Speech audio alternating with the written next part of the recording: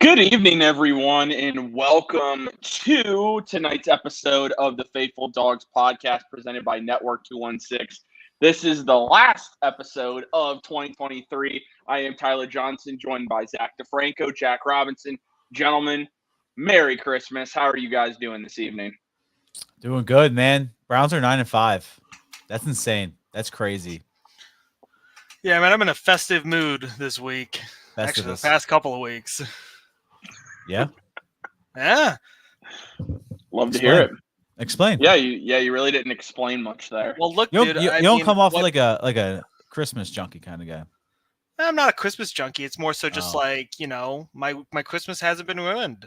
I mean, we got to see Baker do well in Green Bay. I mean, the last time that happened, it was the worst Christmas ever. So I'm feeling really good. I'm feeling really good this time around. Yeah. Yeah. That's about it. It's Joe Flacco. It's Joe Flacco Festivus for the rest of us. That's what it is. Festivus is only 3 days away, so I don't know. That's what I'm saying. Just something to keep in mind. Of course, before we get started with tonight's show, just as a reminder, everyone, if you would take a second and, as always, just drop a like on the video. Subscribe if you are brand new to Network 216. You can subscribe for free. When you drop a like on the video, that really helps the channel itself grow. So, again, all we ask for is a thumbs up on the video. We really appreciate that support. For the last show as well, drop any questions you guys have. We're going to answer as many questions as we can this evening. We are also available on the Lockerverse app in the Dog Pound Lounge. So if you guys have any questions in there, feel free to let us know. And gentlemen, Santa Claus really gave the Browns a gift on Sunday, beating the Browns 20-17 with Darnell Mooney dropping a Hail Mary at the very end that I still to this day cannot believe actually happened. But 2017, this was a close game. The weather was pretty terrible throughout the game. What was some of your takeaways from this game on Sunday? That this team just, I swear, it never gives up. And I feel like a lot of people at this point, it's kind of getting weird that I'm expecting the team to not give up. Midway through that game, I think that a lot of people were feeling really down, especially after they got the ball off of that punt fumble that they were able to get like really close into the red zone, and then they threw it away on the pick right after. And that would be like one of those things that in years past it's like, okay, that's just how this game is. The Browns won't be able to recover from that. And but for some reason I wasn't very concerned with it, and I just was like, all we need is like a couple good drives and we'll be fine. And I think that really just kind of is a testament to just where this team is at this year, is that through the ups and downs, this team is coached well enough. This team has the talent, even with all the injuries, to be good enough to really kind of dig itself out of any hole that it gets into, given a reasonable amount of time. And I mean, just the fact that they're able to do it week in and week out, no matter the circumstances, is just incredible. I mean, no matter the adversity, no matter who's playing, I mean, it's just the fact that, again, we're on, basically on second and third stringers all across the line, except for Wyatt Teller, and still able to produce, still able to get sacks, even on the D tackle or even in the defensive line that's hurt.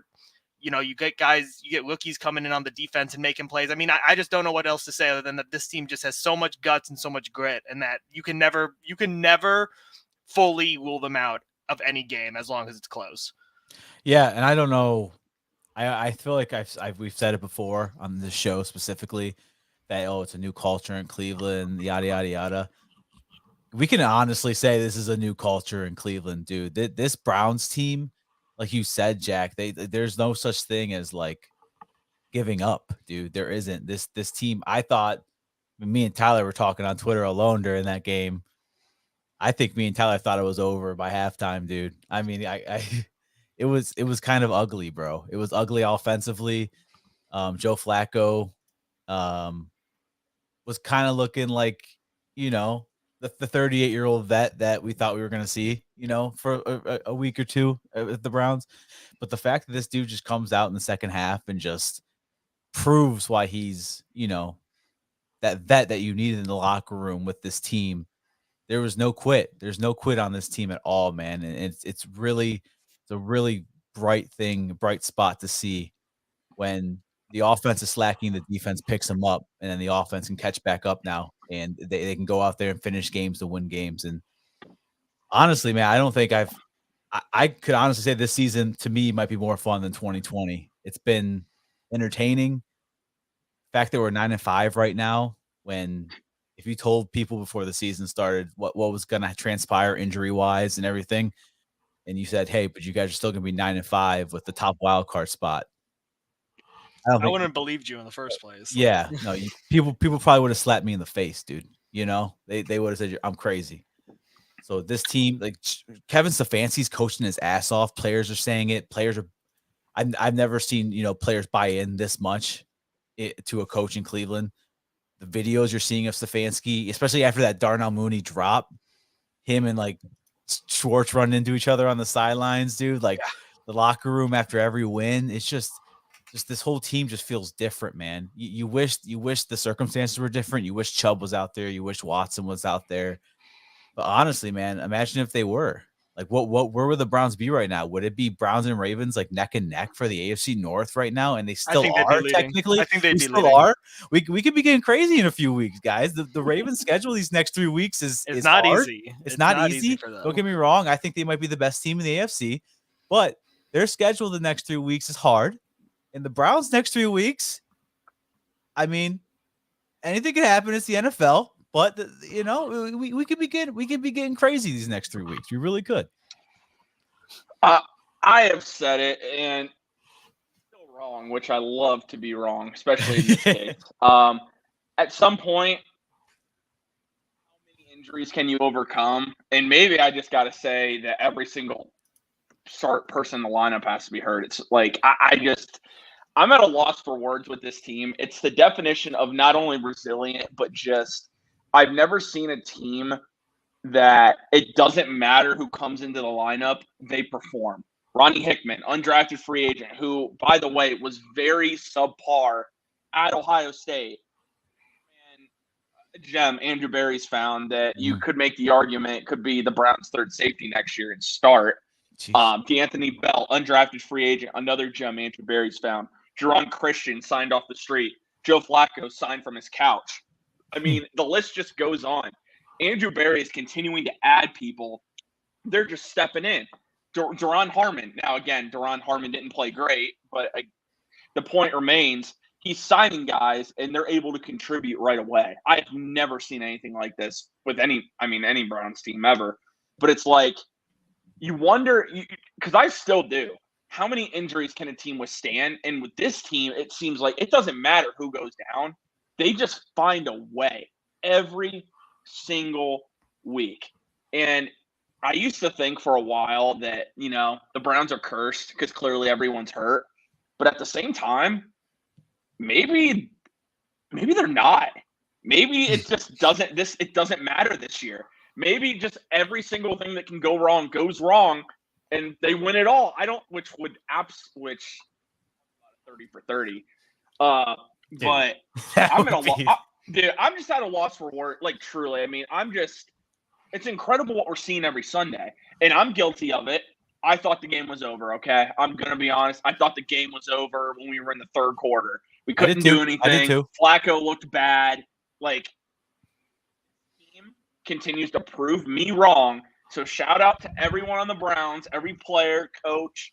You're all proving me wrong. I'm going to keep saying the injuries will catch up and you're going to keep proving me wrong. So we have a good thing going right now. It's just different, man. Like, I mean, this team, up until this year was, obviously because of Chubb, but this team was built on the run game. The run game will open up, the passing game, whatever it might be. This now with Flacco, it's crazy to say you're going to have to win in the air. You're going to have to win by Flacco. You're going to live and die by Joe Flacco. We had our leading rusher was Jerome Ford, 2.5 yards a carry on 8 carries. That's what you got Sunday, dude. Like, you're going to win by Joe Flacco. And I thought, like you said, Tyler, by the third quarter, we were talking to each other, dude. I thought it was over too. I did. I'm like, damn, this is a tough loss. This is the game the Browns not only needed to win, but should have won. They did, obviously, but I'm saying like at the time. They needed to win. They should have won. And we were playing the schedule game already. Me and Tyler were on Twitter. CJ Stroud might be back against the Texans. The Jets, PTSD, they did it to us last year with Joe Flacco.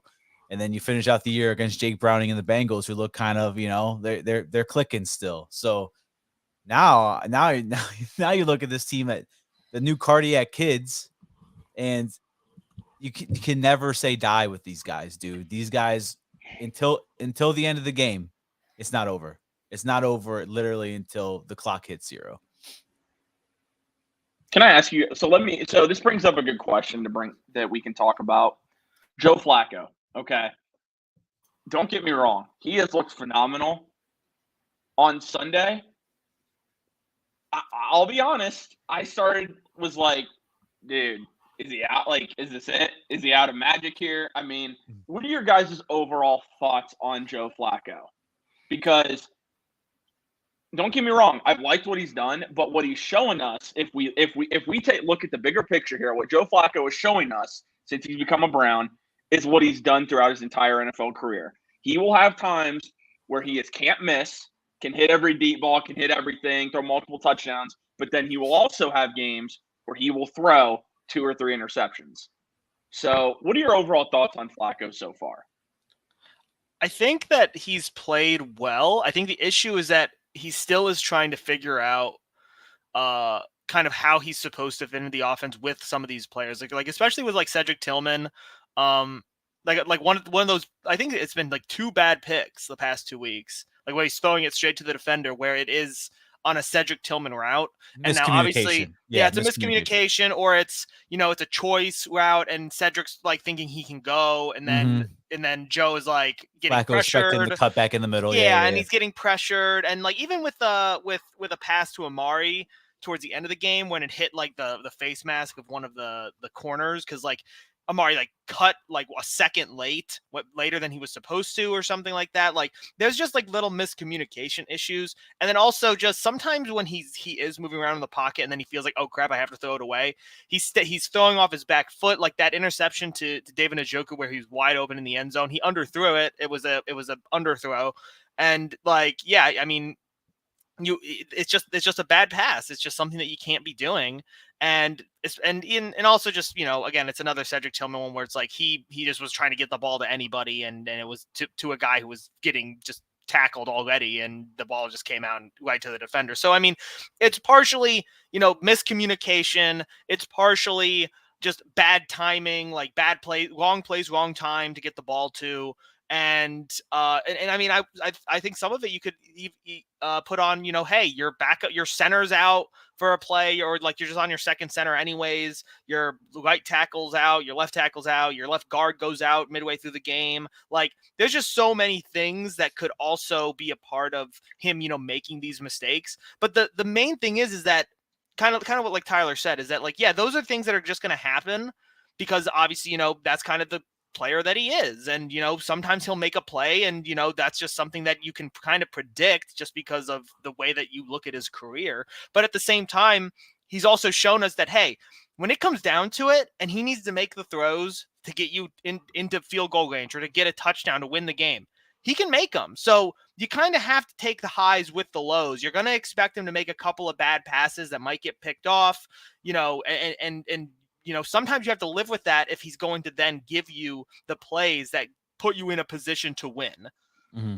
Yeah, I think what you have with Joe Flacco is someone who is not going to fold under pressure either. You got a guy who is going to go out there. He's played in these big time games. Obviously, he's won a Super Bowl. So, I mean, when you're down in the third quarter to the Bears, who are 5-8, he's not going to fold and just... That's it. He's going to, if he throws 3 picks, he's not going to go, oh crap, and hang his head, which, according to Mary Kay Cabot, that's what Dorian Thompson-Robinson was doing, man. He was a young rookie who, when he was making mistakes out there, he went back to the sidelines and Watson had to tell him like, hey dude, keep your head up. Like, let's go on the iPad. Let's look at the film. Let's see what you did wrong here. With Flacco, you don't have that.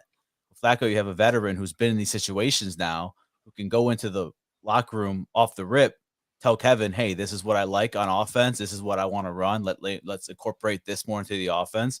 But like you said, Jack, I think What's still going to happen, obviously, is just this timing with these wide receivers, man. These wide receivers are used to Watson, who can create plays outside of the pocket, and they can kind of freelance more, find open, field in the end zone and make a play. But well, I think some of it is also it's a timing throw. Yeah, that's what I was going to. It's just when you have so many different guys coming in on the offensive line, your timing is different. You don't know how much time you really have, and if you need to change the timing, it's going to be difficult. Like again, if he had an extra second in the pocket on the Cedric Tillman route, maybe he sees Cedric's cutting upfield and he airs it over the defense, and then it's a big play. If the Amari throw, Amari just is he takes the cut a little bit early. Against the corner, and all of a sudden now the ball's like just a couple feet behind, like a foot behind him, and hits the defender in the face mask. Like it's little things that you can't really plan for in the playbook, and it's especially more difficult when again your offensive line is kind of at this point in the season so Wackshaw and kind of put together with duct tape and glue, and you're just kind of figuring it out as you go. Yeah, man. When it comes to Flacco, I have no doubt he can carry this team. And Jeff, I shouldn't have stopped believing. You're right. I'll admit though, when I saw that third interception, I'll be honest, I was a little down. That's putting it nicely. But the thing that's starting to worry me, this team cannot run the football. This team can't run the football no matter who's at running back. It doesn't matter if Barry Sanders was in his prime right now behind that offensive line. There is nobody right now that can run that ball. This is where the injuries have caught up to the Browns. It is on the offensive line, and understandably so when you have one offensive lineman healthy and a bunch of guys that, I'll say it nicely, probably shouldn't see the football field. Outside of Nick Harris, I would say, and Michael Dunn. The rest, Christian, I guess. But in the run game, the Browns averaged 1.8 yards per carry on Sunday.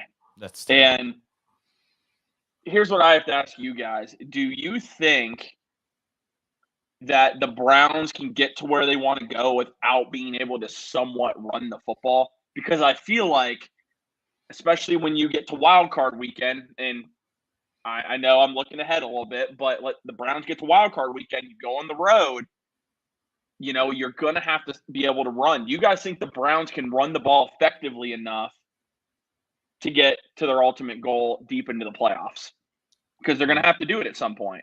I have no hope in the run game right now, man. I don't. I like Kareem Hunt in short yardage and goal line sets, but in terms of Jerome Ford, like he's shown glimpses this year, and that's what's so frustrating. He's shown glimpses, but then there's times, and I don't know if it's obviously he's playing behind a new offensive line now, but I feel like he wants to be too hesitant with the ball, So I don't know. I've been hammering for Pierre Strong to get a few more carries a game, but it seems like they just kind of want to use him as.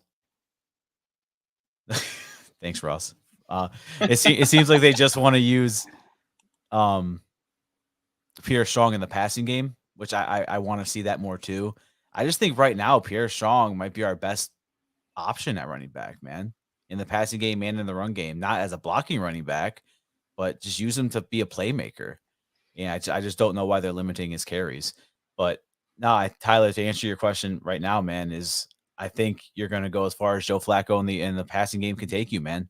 I don't think you're going to see much more in the next 3-4 weeks in the run game than what you're seeing right now. And unfortunately, that's just the reality of it. And Joe Flacco, like I said, has been in these situations. He's been in playoff games before, but when your team's one-dimensional, eventually it could catch up to you, man. It really can. So let's just hope that the magic just stays pushing. Yeah, I understand what you're saying, Zach. I'm not as concerned about the rushing game as I think you guys are. I think that a lot of it is kind of circumstantial with the way that, like, with the injuries and also the teams we're playing. We were playing two really good defensive teams. In fact, three, if you want to count the Rams. Like three teams that are actually decent defensively against the rush. Like the Jaguars are like 5th. The Bears have had a resurgence against the rush, especially just because they've been getting all that help with Montez Sweat and getting a lot of actual really good production out of their secondary and linebackers. And then of course you have the fact that you lose your center, you lose Joel Bitonio, and now it's like you're asking these guys who haven't really had a lot of time to really get into the swing of things in terms of like their run blocks, their run block schemes and all that stuff. You're asking them to come in and make these giant holes for these guys. And we already knew that guys like Jerome Ford and Kareem Hunt, they weren't gonna be able to make big explosive runs by themselves. Like I don't think that anyone really expected them to be able to do that. Like a guy like Nick Chubb can. I think Pierre Strong might have a better chance of doing that just because it seems like he does have a pretty good propensity to hit the hole and like make nice cuts. So I agree that I think that they should use Pierre Strong more. But I also think that going forward, as we're going to maybe less successful rush defenses, maybe going more towards the middle of the pack. And as we're hearing that Ethan Posich is practicing, we're hearing that we're likely to see Joel Bitonio possibly in practice the next couple of days. Hopefully he plays on Sunday. That I think that the run game I don't think it'll become like anywhere near where it was towards the beginning of the season, but I think it'll at least be effective enough that it's at least a threat, that it's something like, hey, can we get 3.5 yards a carry? Can we get 4 yards a carry on a good day? Can we get like a couple of big enough like gash runs, like a couple a game, just enough to be a threat? That way they can't just sell out against the pass. And I think that they can at least do that. I think that if you have the guys, you have your center back, you have your left guard back. I think Garon Christian does fine on that side. I think James Hudson is just, you kind of have to live with him. But if you have like your main 3 guys in the middle, you can probably figure it out from there and at least have like average rushing game production, if not even slightly below average. Because really that's all you need, as long as it's a threat enough for the defense that it has to respect it. I think the big thing for me is, I don't want to pile on Jerome Ford. I understand that he wasn't even supposed to lead the backfield this year. If this guy if the offensive line does not create a hole for him to run through, he has no backside vision whatsoever. His cutbacks, it's not there. It's like he has to try and run outside because that's the best way for him to get yardage. He's not a guy that's really great at running between the tackles. The run he had against the Colts was because the offensive line parted the Red Sea for him. But I'm very underwhelmed with Jerome Ford. I love Kareem Hunt from the standpoint he's gonna battle. He's gonna be tough. But I'm telling you, that man is a shell of his former self, and it's really hard to watch, honestly. And then you have a guy that listen, I get it. He's not great pass blocking, but if you're gonna run the football with somebody, Pierre Strong needs more touches. I've said it for a while. I don't understand 2 carries, okay? 2 carries for a yard. And I know, okay, only a yard. When the guy's gotten the ball this year, he's actually been pretty productive for the Browns. Like, he's not great. Like, don't get me wrong. He's not great. Like, let me just say that first. He's not, like, some great running back. But if you look at the numbers, Pierre Strong leads the Browns in yards per carry. And mind you, he only has 40 carries this year, but he's averaging 4.4 yards a carry. So I just that's where I'm at, man. Like, if you really want to get the run game going, I think he needs more snaps. I understand they want to give Ford the ball. And Ford, to be fair, when he gets in space, he's able to make some plays. But you got to do something. Ford, I don't know why. Whenever I see people are gonna hate it when I say this, Ford looks like Najee Harris. Like, in that he there's holes that are there. Like, when he's going like along the sideline, there's holes there. He just doesn't cut. Like, unless it's a wide open hole, he doesn't cut. And it's like, that's fine every once in a while, but it seems like it's like almost every play that they roll him out and they get him out towards the sideline, and you're expecting him to cut up at some point, and it's like, at some point they have to just say, okay, clearly that like this is not going to work. Like it works every once in a while, like where you get a couple of yards, but you can't. But it's so predictable at that point that I mean I just don't see it being successful moving forward as you keep going, unless unless the passing game becomes so good that you're able to I don't know that you're able to force them to not put enough guys down there to be able to counter it, or you put so many guys on the line that are really good at blocking that they can't get in the backfield and stop Jerome. But yeah, I mean, I just think that they need to get their guys back. They need to really, get back to the kind of run scheme that they were running before they lost all their guys on the offensive line, and just see what they got in. See if Jerome Ford has it. See if he can change up his game. And if not, you got to start relying more on Pierre Strong, I think, a little bit.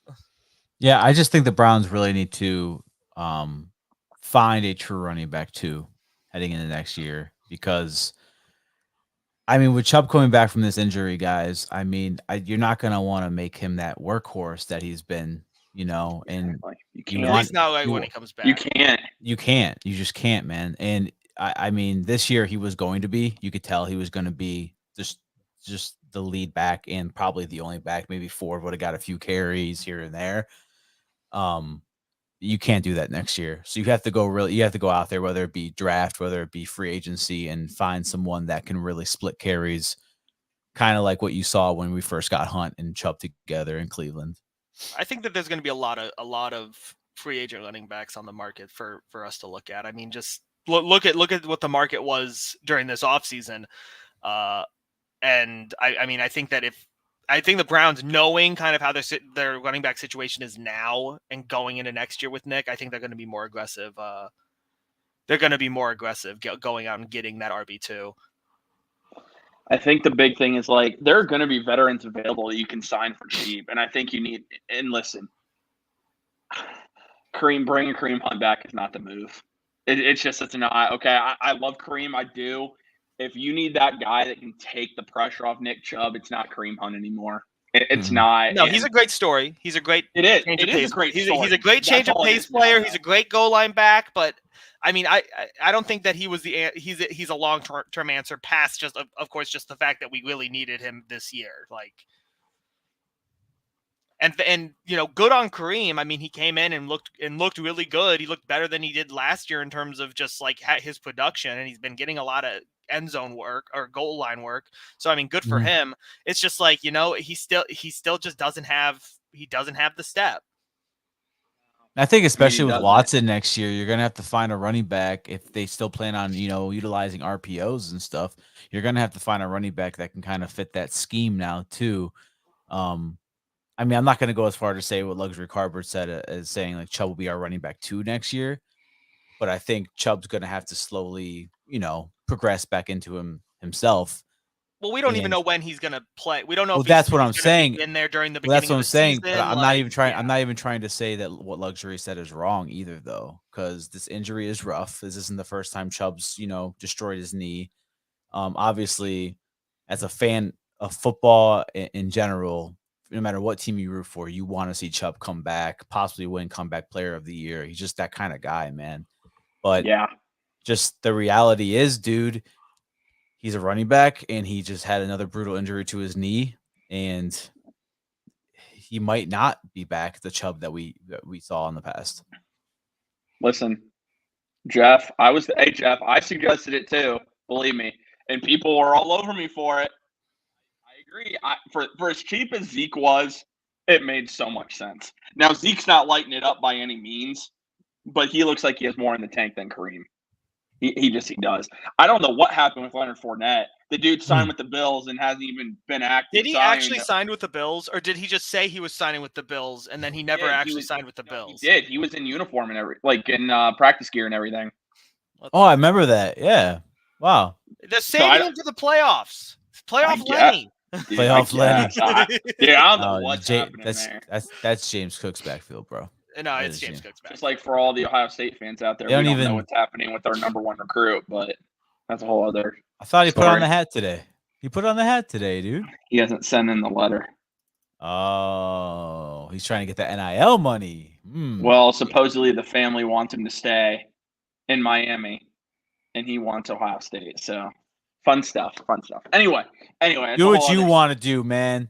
Do what you want to do. All right. Do what we want you to do, so that we don't all lose our minds right before Christmas. All right. Anything else you guys want to add onto this particular game, kind of before we move on a little bit? Talk about Houston this weekend, and then give our game picks. We won. That's all that matters now. Win is a win is a win. Doesn't matter how it looks. Nope. Yeah, You know, look, do you guys remember for how many years? Like, listen, we hate the Steelers, but one thing you have to always give them credit for is they found ways to win when it looks like they shouldn't. Mm-hmm. We stole their power from them. They were doing it a little bit this year too, until recently, man. They were doing it this year. We're like, how are the Steelers winning football games? Like with Kenny Pickett, the way he's playing, how are they doing this, dude? The thing is, they were on like a razor's edge. They were like on a razor's edge, and now it's all just slowly tumbling over for them. Like their margin of error was so low, and now their margin of error is negative. Like they have no actual margin of error for winning these games now. Like they need to produce, and they just can't. And look, I know that we all hate the Steelers, and that. But I respect Mike Tomlin for being able to get to above 500 every year, even if it's like terrible for their team. They keep doing it. Like they're not good enough to actually win the playoffs, but they're not bad enough to get good picks to make their team better.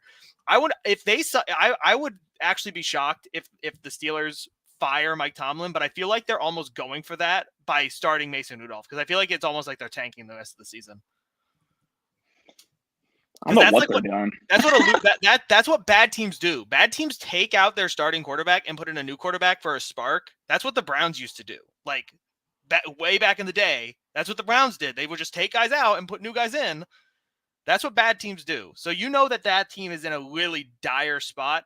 And if they fire Mike Tomlin, I mean, we're talking like a total rebuild over there in Steelerland, and that would be crazy. Yeah, I mean, no sympathy whatsoever for him. But again, it's just, no sympathy at all. No, I know. I'm just saying it's just kind of funny that I've said this.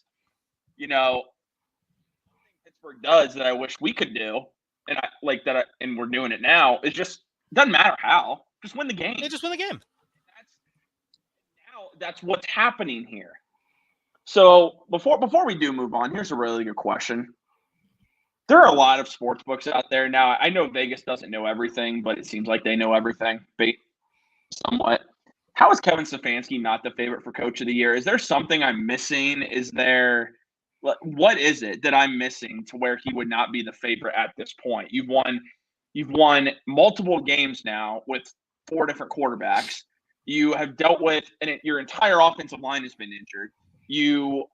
Let's say that even let's say almost half your starters for the year. Like, what more does he have to do? Am I missing something? Who's the favorite?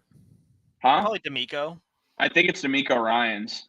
It's because it's not a national story. So here's the thing about Coach of the Year. In my opinion, it doesn't matter until it's the last 4 weeks of the season. So this week that just happened against the Bears, in the next 3 weeks, will probably decide the Coach of the Year. It's kind of like the Heisman, you know? Yeah, like whoever has the. I think that this that's actually a good way to put it, because that's recency bias. It's recency bias. It kind of is recency bias, but I think it also does have to do with like what you've done the whole year. And I mean, that usually just comes down to like what your record is and like what you look like. And I mean, I think like D'Amico, Shane Steichen, and Kevin Stefanski are really the only real guys who should even be in consideration for this. I see people saying Dan Campbell, and it's like, have you seen his team? Like, they're a juggernaut offensively. They have a lot of really good defensive players. They're way better than they've been in the past. But I mean, like D'Amico took a team that no one had any expectations for, and you know, obviously, yeah, he got CJ Stroud, but I mean, no one had any idea that they were going to be as good as they are. I knew CJ Stroud should have been number 1 pick, and I'm sure both you guys agreed. But I didn't expect CJ Stroud to be like, as good as he is right now, possibly MVP conversation for a little while. Yeah, dude. Like, and then Shane Steichen, he's got his team in the thick of it with Gardner Minshew and key injuries to Jonathan Taylor, not having Jonathan Taylor for like the first month of the season. Like there's a lot to go on for that. But I think the real thing is that I think as we come on to these last couple games and the Browns are getting more national attention because they're in the thick of the playoff race, I think they're gonna start talking about the story. Oh, the Browns have 26% of their cap on IR. They've had 4 quarterbacks that have won games. They've won against the Ravens, the 49ers, like all these teams that are obviously like division winning teams. I mean, the 49ers are a juggernaut who haven't lost since they had that little 3-game slide after losing to us. Like there's so many things that when we get to the end of the season, I think that the Browns are going to be like shown in such a light that it's like, how the heck did Kevin Stefanski get this team to whatever the heck the end record is? I think if the impossible, and I don't mean impossible like it's super impossible, I mean like the improbable happens where somehow the Ravens lose 2 games, the Browns win out, a bunch of other stuff happens, and the Browns win the division, even if they don't win like the conference and become the number 1 in the AFC, I think it would be inevitable that Kevin Stefanski would win the coach of the year in that situation, because it's just like the odds would be so stacked against him, and for it to somehow still come out that the Browns were able to have that much success, which without, again, they're 3 quarterbacks, a bunch of offensive linemen, the best running back in the league, like all this stuff just stacked, and they still somehow are able to come out on top. I mean, I don't obviously, yeah, Shane Steichen and D'Amico Ryan have huge, like applause to them because they've just done fantastic jobs. But I don't think it pales in compared to what the Browns have had to go through this whole season. Also, Ohio individual says if Stefanski won Coach of the Year, he should cut it into 3 parts for Schwartz and Callahan. Coach of the Year is a team award. It is. I mean, that's always how it. Isn't there an assistant? Isn't there like an assistant award? Like there's an award for like a non-head coach award. There isn't college football. I know that. So are we just gonna ignore the fact that Kevin fired Joe Woods and hired Jim Schwartz? Like, are we just gonna ignore that? No. I'm sorry, I didn't mean to click on that. I'm not reading that because I'm just tired of the Kevin Stefanski. There are just going to be some people, and I'm not even going to mention by name, they're just going to slander Kevin Stefanski no matter what. No matter what. They're going to be real pissed when that dude gets extended at the end of the year, man. They're going to be real pissed when Kevin gets that extension, and rightfully so. Here's on the timeline. I'm waiting for it.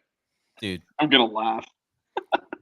They can go off to Tampa Bay with where they really want to be, apparently, dude. Because I'm just sick of it, bro. Like, honestly, I don't know how anyone can be upset with Kevin Stefanski this season, 9-5. Guys, we should be 5-9 right now. We should be the Bears right now, dude.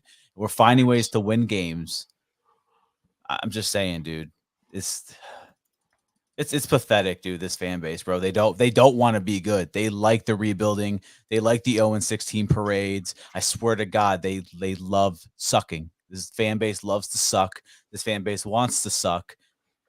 It's just what they're used to, man. It's just what they're used to. Unbelievable. It truly is. It's like if the Browns aren't bad, well, what are we going to talk about? All right, I will address it. I will address it. One comment by this Denny Menus guy. Before we move on, I will not be upset if we lose in the first round of the playoffs, because we made the playoffs without our number 1 running back, without our quarterback, without half of our defense, with Joe Flacco and Jerome Ford, dude. I would not be upset with that, actually, if we made the playoffs with this team. No, I'm not going to be upset. But thank you, Brian. Keep hating on Stefanski because you have an agenda to push, because your whole freaking character you do as the Denny's menu guy. Congratulations. It's 3 years old. I don't even have anything to say. That was perfect. God, dude, I'm getting sick of it, bro. That works. It was Halloween 3 years ago, dude. Find a different fucking thing to do. God. Dude, I'll say this. Festivus just came early. A Festivus for the rest of us. All right. I got a lot of problems with you people, and you're going to hear about it. Jesus, dude. Time for the Festivus feats of strength. All right.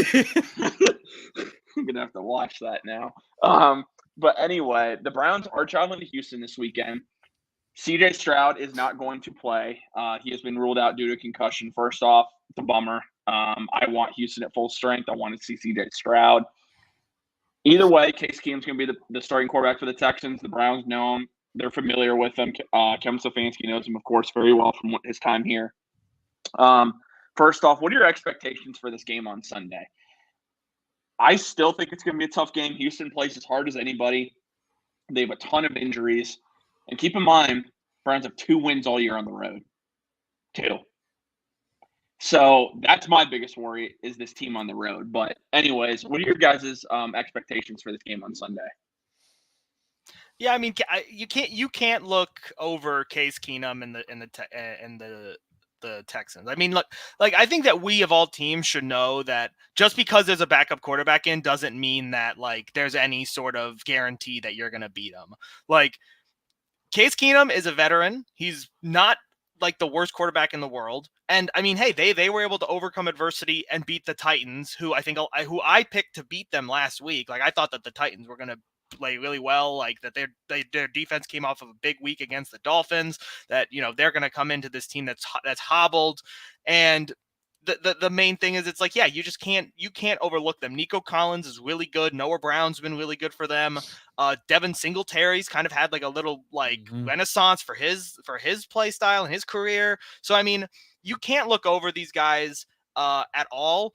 I think that for the most part, like I'm not like really concerned about any part of this because I'm not like, there's no part of their game that without CJ Stroud that I'm like, oh, terrified of this particular aspect. But again, this is a professional football team with professional football team players, and they're well coached, and they have talent at a lot of key positions. So you can't look over them.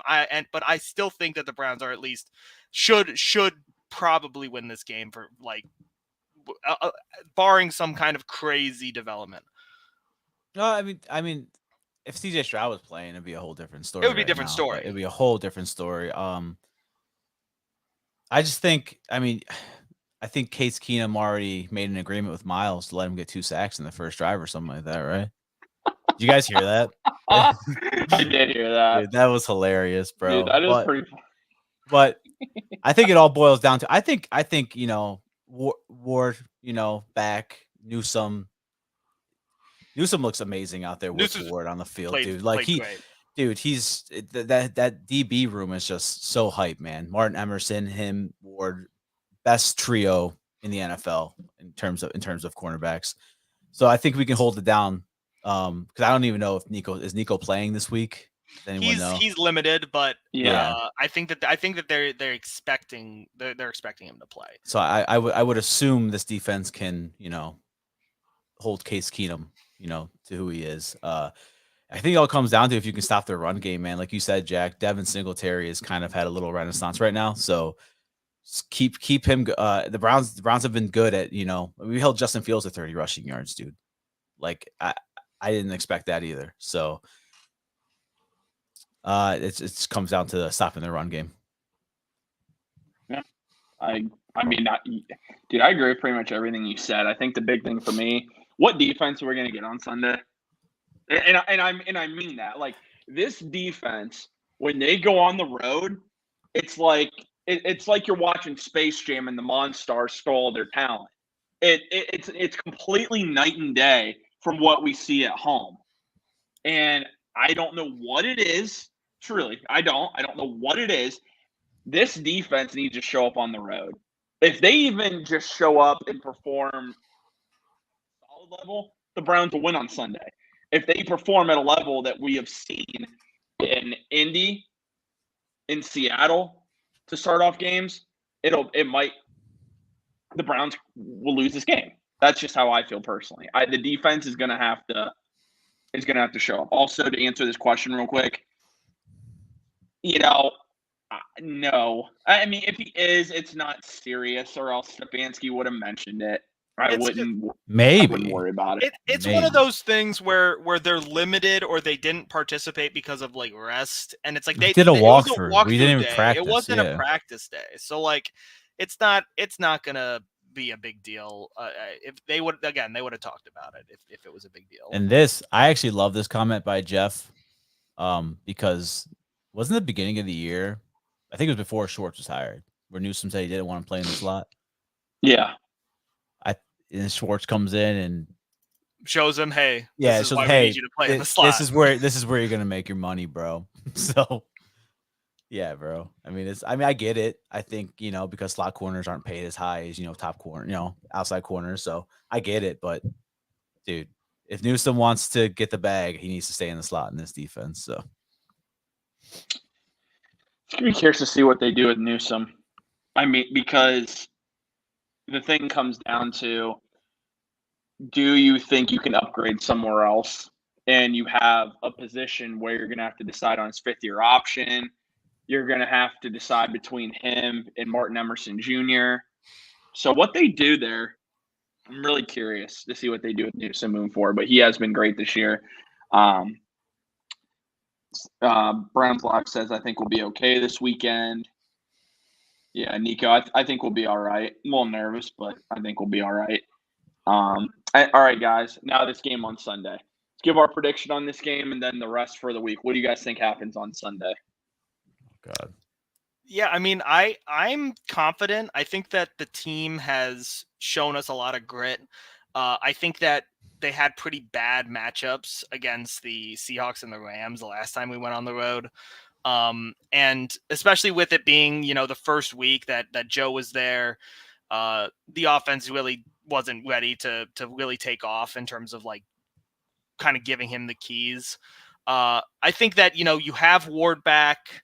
Miles is a little bit removed from that injury. They're getting more, they kind of are understanding like where they are at in terms of like how their defense works without some of their key guys. And you're getting some guys back on the offense. And I think that if you can just go in there and, I mean, the Texans, I mean, they barely beat the Titans, and the Titans have had multiple injuries and have a pretty awful O-line, defense, everything. And if it's Case Keenum again, and if Nico Collins plays, I still think that it's going to be a game where, they're going to try to air it out on you. But I think if we have those great corners, I think we'll be able to limit Case Keenum. We'll be able to get to Case Keenum. I think that the Browns are going to be able to comfortably win this game 23-10. Gee, 10.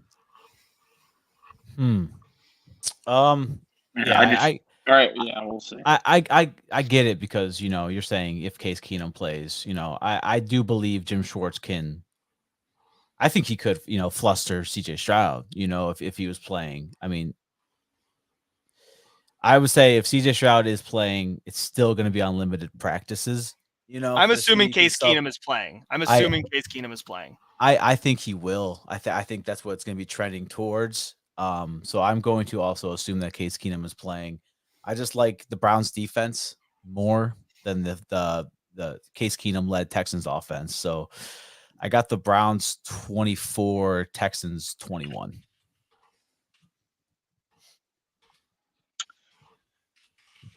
All right. Well, I'm really thinking about this one.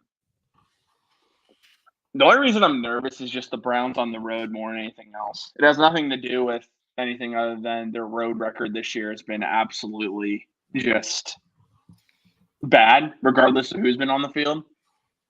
D'Amico Ryans, I think, is a very good coach. I think Stefanski is. The question is, can Case Keenum do enough? That's what I'm worried about.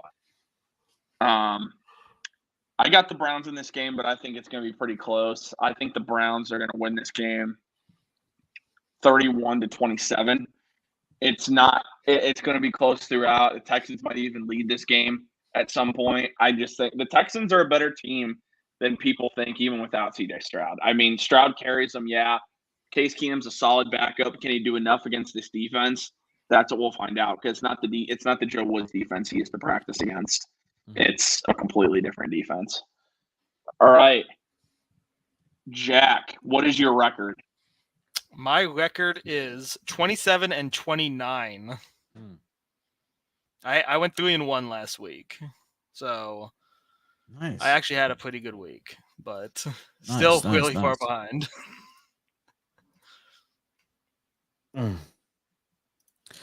Me, Tyler?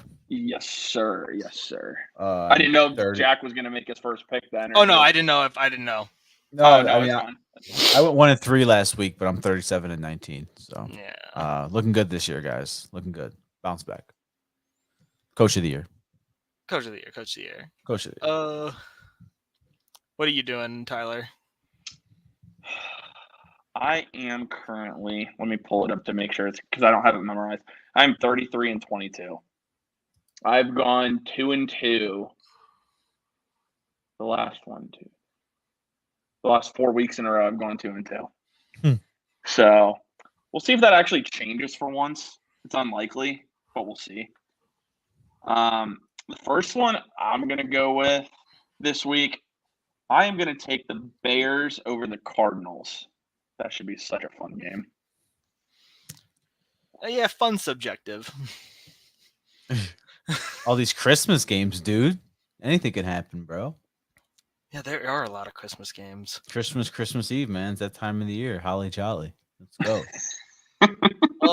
I'm going to take the game that's coming up this Thursday. I'm going to go ahead and I'm going to take the Rams over the Saints. I think that's a big game for the NFC playoff picture for both those teams. I won't be awake for it, so. Oh man. I'm going to go down to the Monday night game. I'm going to go 49ers over Ravens. Yeah. We need that. Super Bowl preview, guys. You heard it here first. No, the Browns aren't playing in that game. I don't know what you're talking about. Mm-hmm. All right. Yes, I do. Yes, I do. I mean, I do too. So that just covers one of mine. I got the 49ers too. Oh, God. That means the Ravens are going to win. Damn it. Probably. We both picked them. We both picked the Niners. I don't know why I did that. No, that it could be game of the year right there, guys. You know what? Give me the Colts over the Falcons. Even though I don't think we want that. Gardner Minshew, bro. Hey, dude, he's. I don't think. I mean, really as long well. as the Browns just need to control their own destiny. Yeah, dude. I mean, just win games. Honestly, I mean, I think we do need out of the 8,000 scenarios of the Browns can make the playoffs this week. I think the Colts need to lose or tie to the Falcons. So. Yeah. I'm gonna go. Oh man. You know what? I think the choke artists are going to continue to choke. Give me the Dolphins over the Cowboys. Ooh, okay. That'd be big considering I don't know if the Dolphins have won against a winning team. Well, Cowboys are in postseason form. Immediately lose. I'm going to go with everyone's favorite quarterback right now. I'm going to go with Tampa Bay over Jacksonville. Oh, okay. Tyler's still secretly riding with 6 a little bit, dude. He's picked Baker a lot this year, bro. To be fair, though, I also picked him off of a good game because I think he's going to continue it. And then normally what happens is he poops himself. So I feel like that's probably what's going to happen. I feel like both of those teams are going to air it out a lot because both those secondaries are bad. Baker's having a pretty decent year, man. Can't lie. Yeah, against bad teams, but you know, it doesn't matter. We're not going to talk about that. You gotta play who's on the schedule. I know you do. I know, but you gotta win a couple of the ones above guys for teams above 500. I mean, whatever. 7-7. Yeah, whatever. I mean, look, that's all you need for the NFC South. That's all you need is 7-7. Always that one division in the NFC that somehow makes it with a losing record. Man. All right. Is it your turn, Jack, or is it my turn? Yeah, I'm going to take the free win. I'm going to take the Bills over the Chargers. It's just free. Free money. It's just free money. Put your house on the money line. Free money. Yeah. You heard it here from Bookie Jack himself. Yeah. Putting the house on it. I'm going to take. I'm putting the house on it.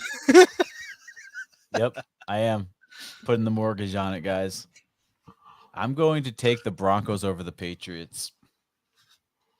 We don't want that either, but it's no, we don't want that either.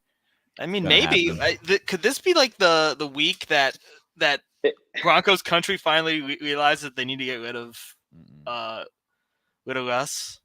Why do I keep hearing that? I don't think Russ it. I don't think Russ has really been the issue, honestly.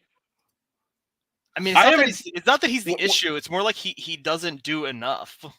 Like he's okay. He's not going anywhere. I know. No. Well, I've heard some things about how if they're gonna cut him, this is the year to cut him because he's not gonna be like 68 towards the cap or something.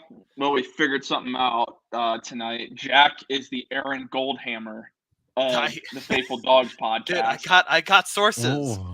They're somewhere. I don't Why, know where they're because he's saying cut Russ. It's Chat GPT. Is it what did shit eater say? What did he say? No, it's just funny because he's giving us Denver Bronco updates. That's why I'm saying that. Well, hey, it's topical. It's topical. There's a great sound bite that they use in that show, so I'm going to use it to you, Jack. Hey, let's go back to Denver. Oh man! All right, so I'm pretty sure we all gave 4. Yeah, because Zach and I agreed on the San Francisco one. All right, gentlemen. Everyone, best of luck. Jack, we are so close to Christmas, man. I know. It's absolutely crazy. We might be too close to Christmas. I know, but as we are close to Christmas, there are still those people that are waiting for the last minute to shop. And what is the perfect gift that you can give someone on your Christmas list if you wait till the last minute? Well, it's got to be our friends over at Homage. It's the best clothing brand in the land. We're all rocking our super comfortable Homage stuff.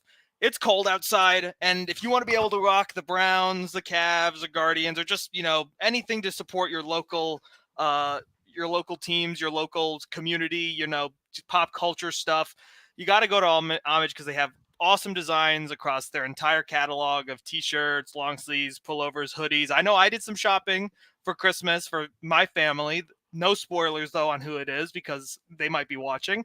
And all I know is that I'm giving them super high quality gifts, super comfortable gifts, something that I know that they're going to be able to use, something that I know they're going to be able to enjoy for years to come.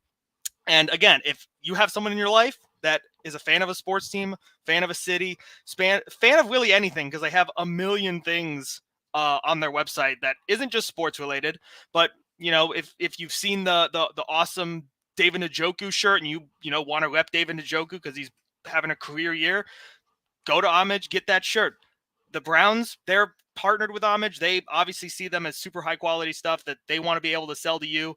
So it's good stuff. It's the best quality apparel, not only to, give to people, but also to support your team, support your city, and to support us here at Network 2 and 6. We really appreciate it. So yeah, if you have any last second Christmas shopping and you want to pay, for the expedited shipping to somehow get it there on time, go to Homage. You won't regret it. Something I can say too, Jack, is because I've gotten them for Christmas. Homage gift cards are perfect too. Like, it's one of my favorite things to get. Like, just something to always take advantage of. They have great gift cards. There's there's going to be some great merchandise that they're going to be releasing after Christmas. Can't say too much on that. For Browns fans, I'm just telling you right now, there's a big time collab that they are going to be releasing, and that's all we can. We will be announcing it. We will be announcing. We will be announcing it. It's with one of our favorite players, but we're not going to tell you which player. There's 53 of them on the roster, so good luck trying to guess who it is. It's Flacco. Anyway, I'm kidding. Flacco for Flacco, baby. They need to make it. They need to make that shirt. They need to make that shirt. That would be a great gamer tag, by the way. And then my picture would be Joe Flacco. Or Flacco Fever, something like that. Ooh, I like that too.